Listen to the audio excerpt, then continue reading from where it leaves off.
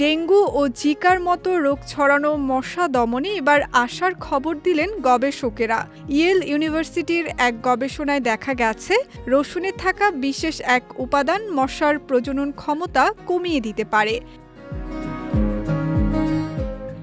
গবেষণায় জানা যায়, রসুনে থাকা ডায়ালিল ডাইসালফাইড নামের যৌগ মশা ও মাছির মিলন এবং ডিম পাড়ার প্রক্রিয়াকে বাধাগ্রস্ত করে। বিশেষ করে এডিস মশার ক্ষেত্রে এর প্রভাব স্পষ্টভাবে দেখা গেছে। গবেষকেরা বলছেন, রসুন গন্ধ দিয়ে নয় বরং স্বাদের মাধ্যমে মশার শরীরে কাজ করে।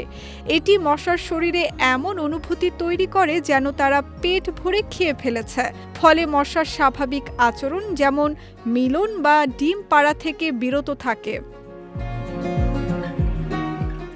শুধু মশাই নয়, ফলের মাছি ও আফ্রিকান স্লিপিং সিকনেস ছড়ানো সেসি মাছির ক্ষেত্রেও একই ধরনের প্রভাব পাওয়া গেছে।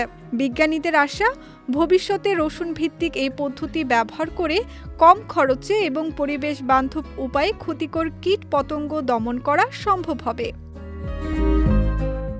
মজার বিষয় হলো, গবেষকেরা বলছেন, ভ্যাম্পায়ার তাড়াতে রসুন ব্যবহারের পুরনো লোককাহিনীর মধ্যেও হয়তো কিছুটা সত্য লুকিয়ে ছিল। বিজয় টিভি নিউজ ডেস্ক।